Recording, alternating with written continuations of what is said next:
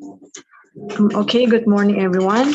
So right now we are going to learn about today's topic.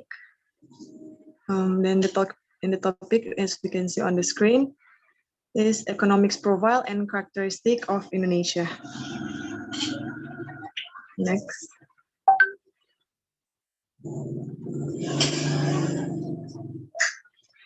Next slide.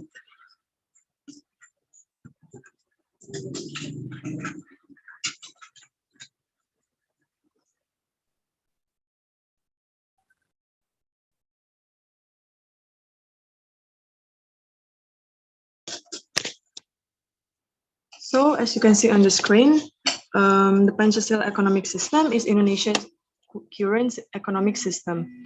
As a result, the main pillars of Indonesia's economic system are Pancasila and the 1945 Constitution. The Pancasila economy is an economic system based on Pancasila's five commandments. Next slide.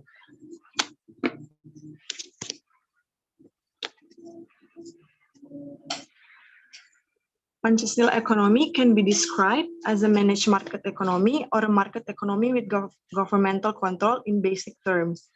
A Pancasila economy is considered as a contrast to a neoclassical approach that promotes individualism and free markets while taking into account Indonesian society values such as religious values, culture, customs, and conventions. Next slide.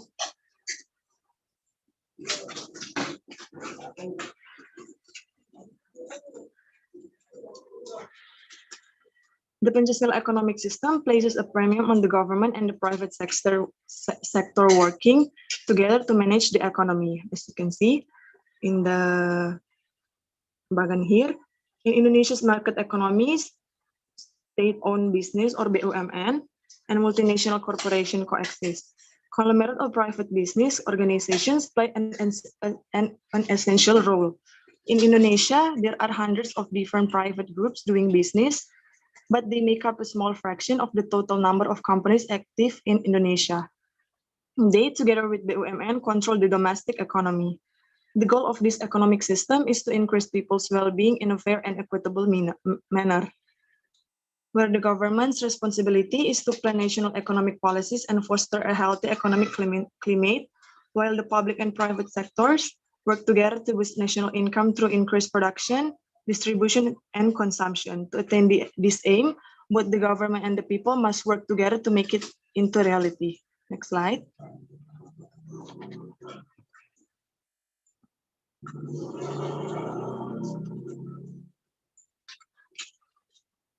Many elements, both internal and external, have a role in the development of an economic system of a country. Physical condition, geographic location, quantity and quality of natural and human resources are all internal consideration. Technological advancements, global economic and political condition, and global security are all external variables. Next slide.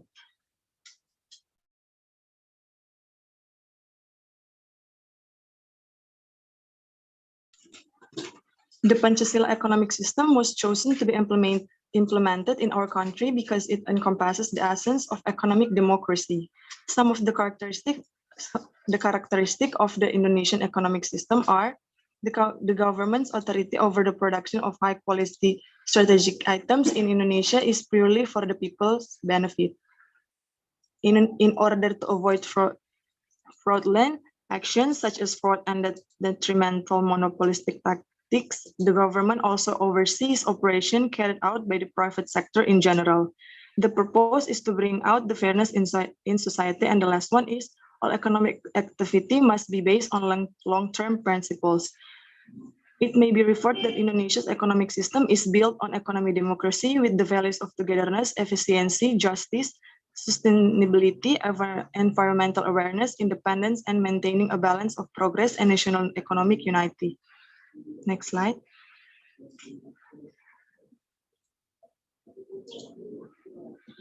The problem that we will discuss here will be highlighted here regarding labor, unemployment, and poverty. These three problems have become a very interesting discussion because these problems never end from year to year. In fact, this type of problem often increase from time to time. Problems like this have become the main problems in the economy in Indonesia for years. Next slide.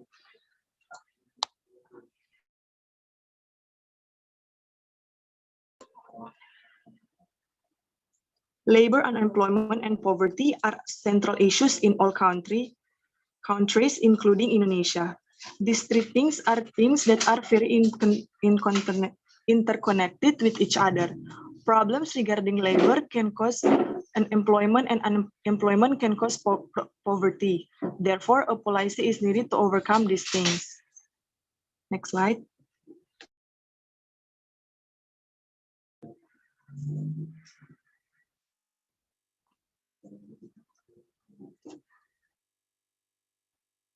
Next slide.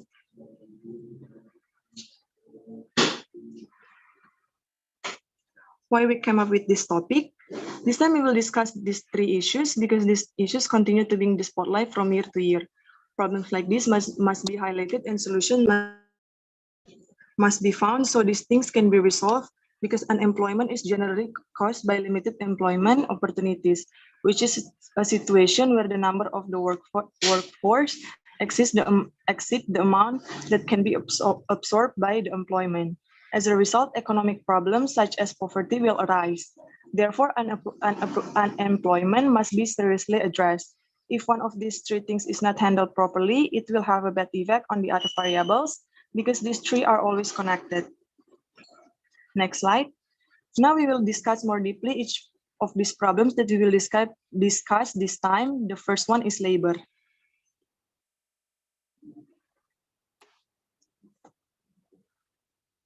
The problem of labor and unemployment needs to be discussed because this problem becomes an obstacle in creating job opportunities and absorption of labor. The topic of labor issues always get the attention of many people.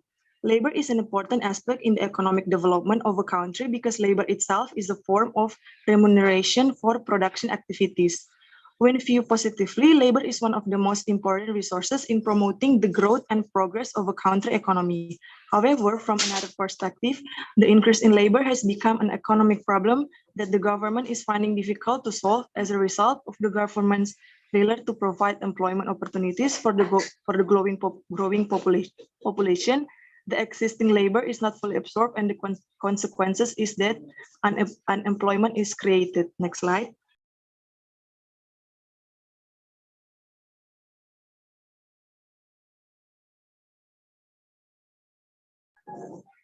Doing business is one of the main ways to create labor market. However, in Indonesia, the implementation of policies so far has not provided convenience for the private sector and others in running their business. There are several things that become obstacles for people who doing business, such as licensing procedures that take a long time and are expensive and take a long time to process.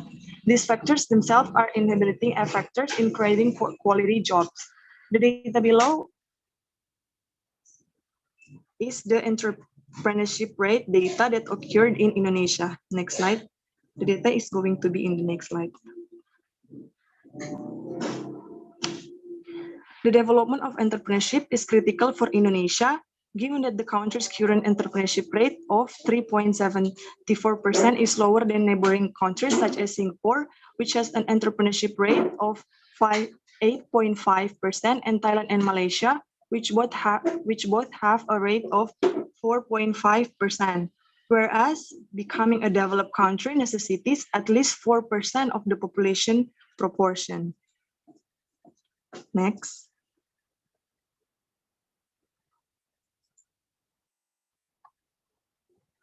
After being affected by COVID-19 pandemic, the transformation of the entrepreneurial spirit in the people's economy, which is usaha mikro, kecil, dan menengah, or as you can see on the screen, UMKM, plays a strategic role in supporting national economic growth, as it has proven to be resilient to shocks caused by the COVID-19 pandemic.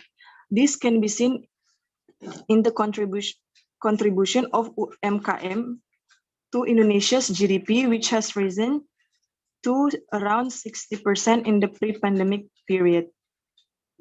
The discussion of unemployment is necessary because this can strengthen out many things and can be avoided to increase and accelerate the country's economic growth. In an effort to create jobs for employment, business is one of the main keys. We can see that currently one of the development and incomes for the Indonesian economy is caused by innovation carried out by existing independent business. Next slide. The second topic that we are going to see is unemployment. Unemployment and labor issues are still a major concern in every country in the world, especially in developing countries such as Indonesia. The definition of unemployment itself is still diverse. Unemployment is calculated as the labor force of the population 15 to 64 years old and is looking for work, while those who are not looking for work may be taking care of their family or school, not entering the workforce. So here we can say the unemployment rate is the percentage of the labor force that does not or has not found a job. Next slide.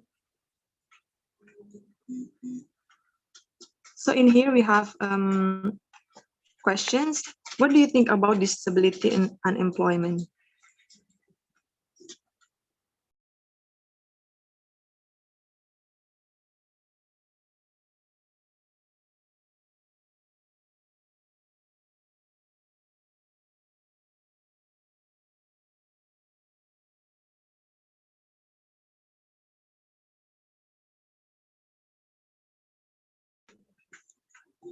Next slide.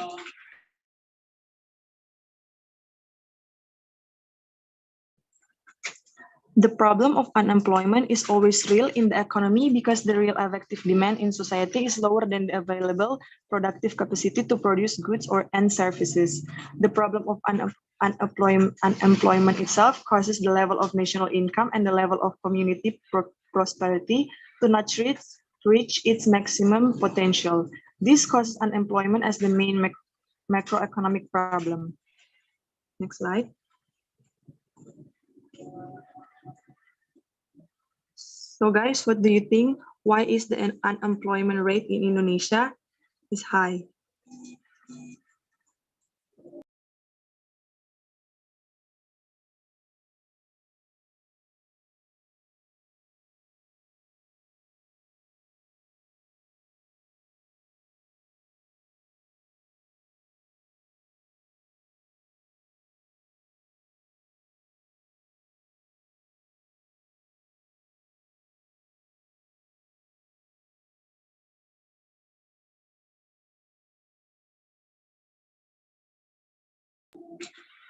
Next slide.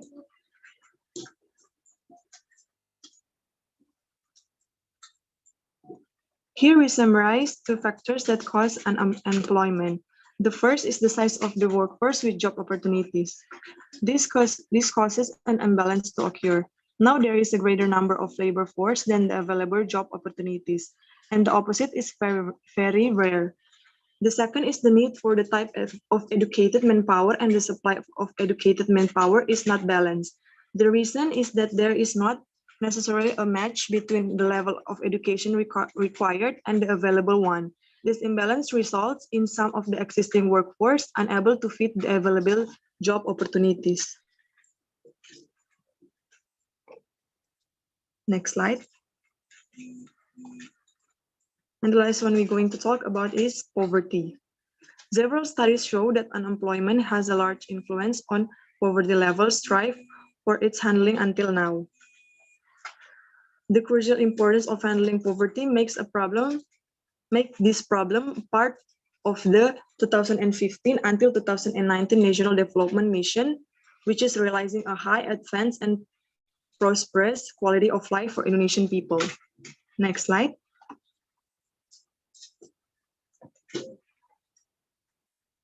So in here we have the questions again. So what are the things that you can think of in order to solve poverty in Indonesia? Don't forget to write it down on the live chat, guys.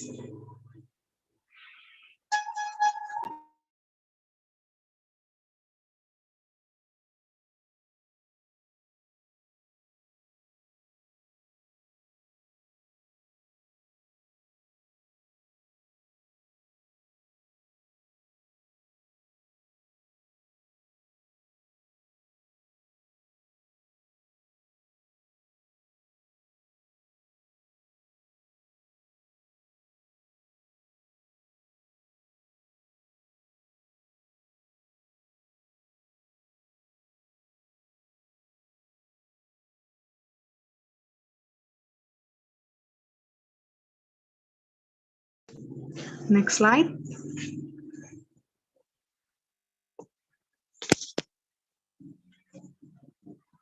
I'm sorry, can get back to the previous slide.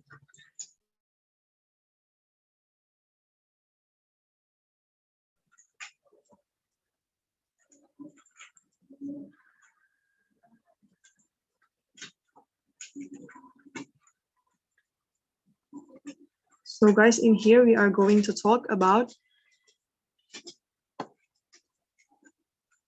more data about these three things. For the first one is labor. Next slide. Next slide.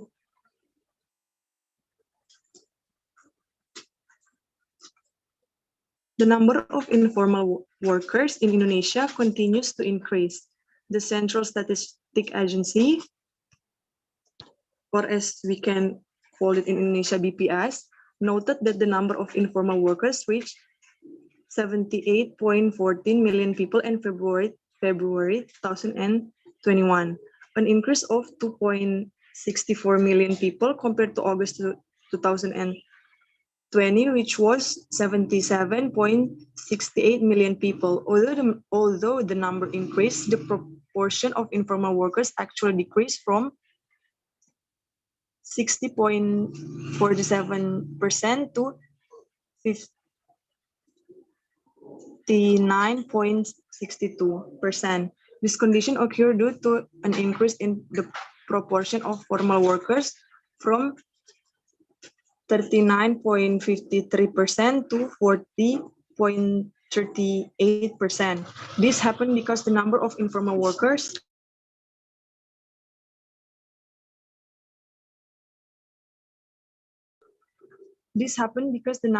formal workers rose by 2.15 million to 52.92 million in February 2021. Next slide.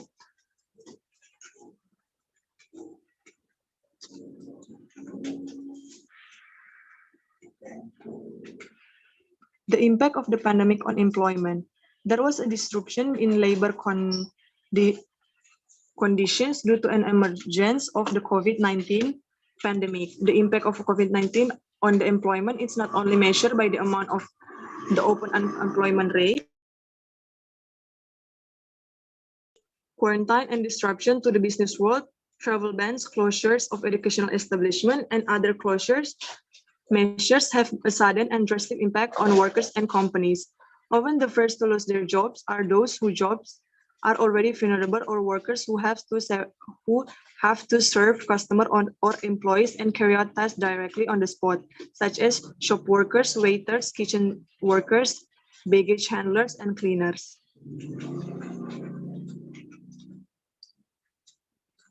As you can see on the screen, this data based on BPS. BPS noted that there are 19.91 million working age population affected by the COVID-19 pandemic as of February 2021. This figure decreased by 34.41% compared to August 2020, which was 29.12 million. Of this number, 15.72 million people experienced a reduction in working hours as a result of the corona pandemic. A total of 1.62 million people in the labor force became unemployed during the pandemic. A total of 1.11 million people is temporarily out of work due to the coronavirus pandemic. Meanwhile, there are 650,000 non-works resident.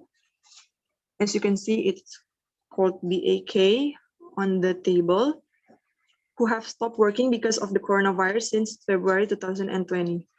Next slide. So we have a question here.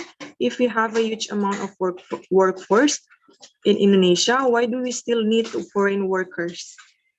You guys can type it on the live chat.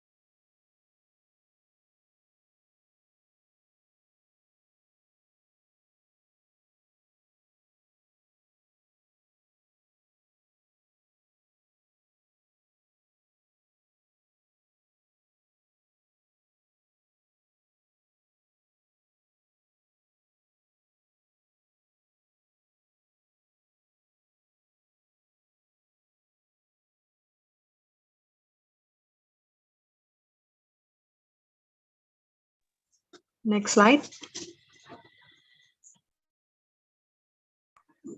So now we're going to take a look on the data on the unemployment section. Next slide.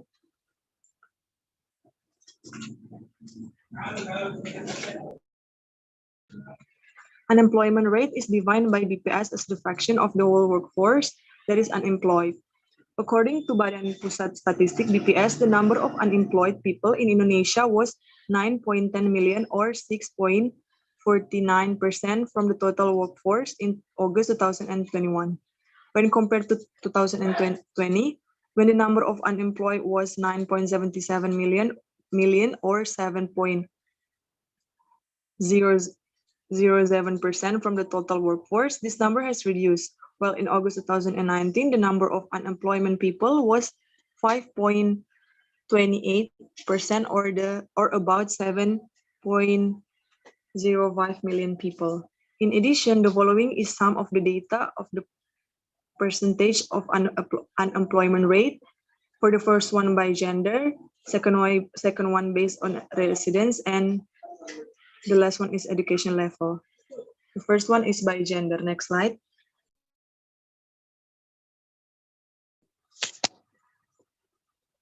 As we can see from the chart, in 2019, men make 5.24% and women make 5.22%. And in 2020, the number of unemployment men make 7.46% and women make 6.46%. Later on, in 2021, the number of unemployment rate of men decreased to 6.74% and women make up to 6.11% from the previous year. Next slide. Next slide we are going to take a look on Indonesia's unemployment rate based on residence. As you can see from the chart, according to the area of residence, the urban area recorded the number of unemployed at 8.32% in August 2021, down from 8.98% in August 2020, but increased from 2019, which the percentage of urban area was 6.29%. While in the rural area, the number of unemployment rate based on residence was 4.17% in August 2021, down from 4.71% in August 2020, but increased from 3.92 in 2019. Next slide.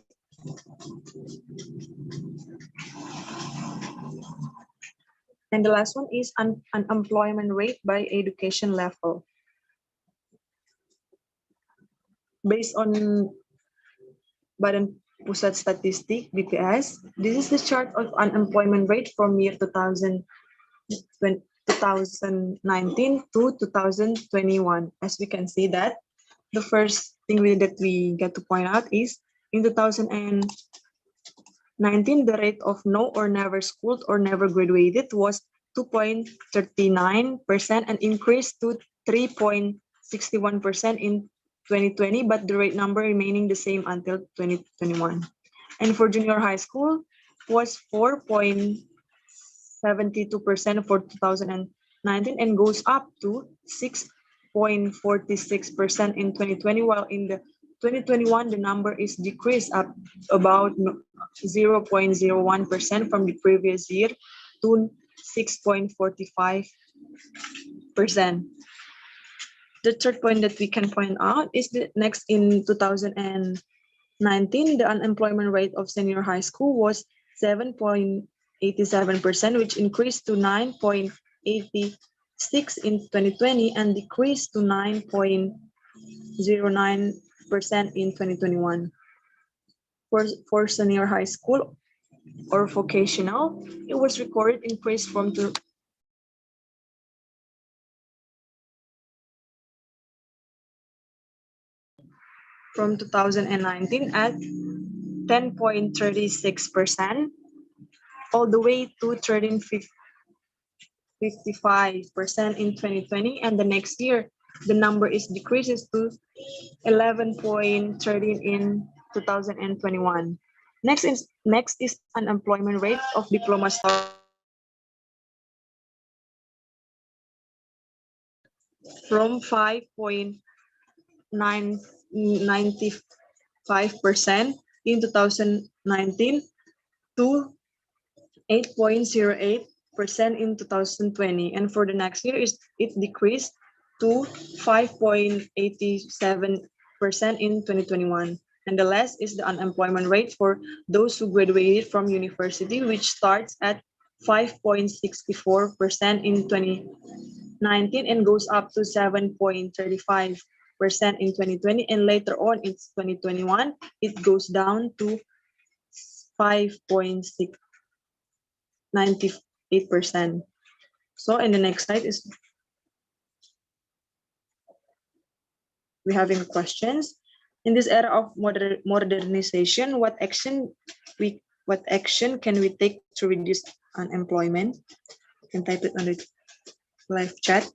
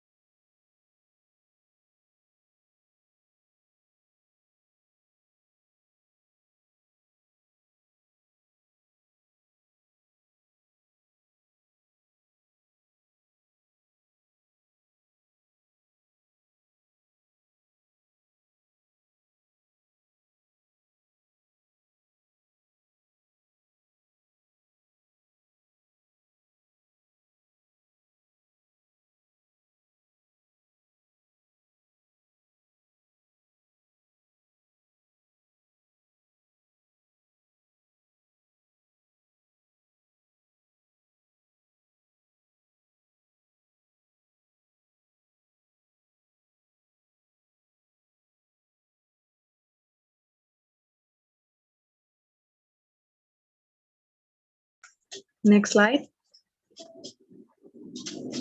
So and the last one is good.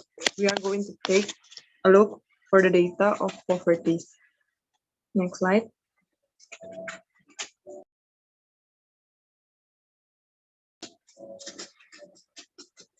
From the table of poverty rates from 2019 to 2021 above, we can see that in September 2019, the total poverty rate was 9.22% from the total population in Indonesia, which 24.79 million of people.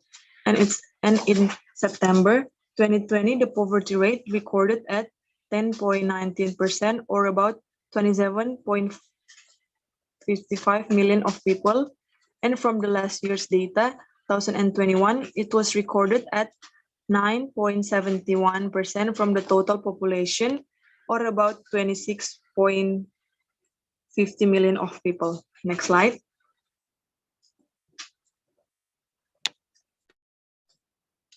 So here's the Indonesia's percentage of major island poverty rate.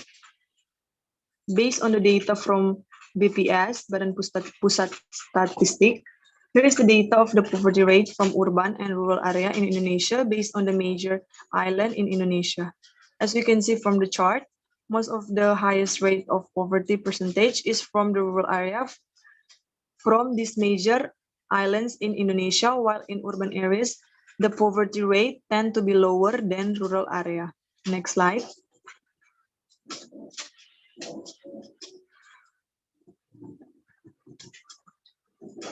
So according to the data from BPS, why the most poverty rate comes from rural area?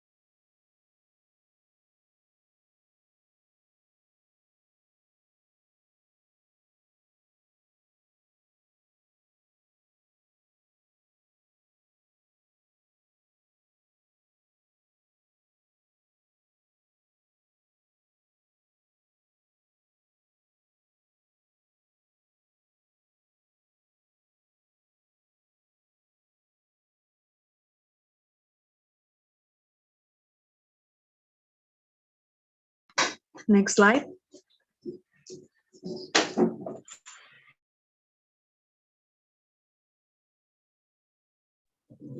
Before we know how the problem can be solved, let's discuss further for the data. First one is the labor. In a report by the Indonesian Migrant Workers Protection Agency, or BP to MI, Indonesia has placed 6,860 migrant workers in December 2021. This number is up to 2.08% compared to the previous month, which was 6,720 people. Based on gender, there were far more female migrant workers than men in December 2021. The number of women was recorded at 5,499 people, or around 80%, while the number of men was only 1,361 people. Indonesian migrant workers in the informal sector are recorded to dominate as many as 4,760 people, or around 70%,